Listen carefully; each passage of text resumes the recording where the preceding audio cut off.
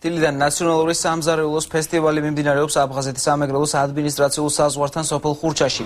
ღონისძიება ასოციაცია მშვიდობიანი კავკასია და ქართულ-აფხაზურ-ოსური კოალიციის ორგანიზებით იმართება. ფესტივალზე წარმოდგენილია ქართული, აფხაზური და ოსური ნაციონალური კერძები. ღონისძიება ყოველწლიურად ტარდება და მისი მიზანი საქართველოში საუკუნეების განმავლობაში ერთად მცხოვრები ეთნიკური ჯგუფების სამზარეულოს პოპულარიზაცია. ფესტივალის ჩატარების ადგილი სიმბოლურად შეირჩა. ხურჩა აფხაზეთთან ყველაზე ახლოს მდებარე სოფელია. ღონისძიებას სახელმწიფო მინისტრი რეინტეგრაციის საკითხებში პაატა ზაქარეიშვილი დაესწრო.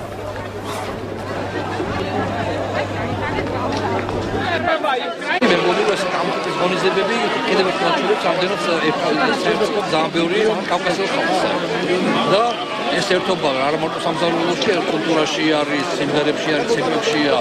ეს როგორ გადავიტანოთ უკვე საერთო ღირებულებას, უკვე სახელმწიფო ღირებულებას მივხვდეთ, რომ პოლიტიკურ გაყოფა სასაცილოა, როცა ამდენი ერთობა გვაქვს. ვერავინ უარ ყოფნა ჩვენ ქართველებს და აფხაზებს, ოსებს სამზარეულო მაინც არ გვაერთიანებს.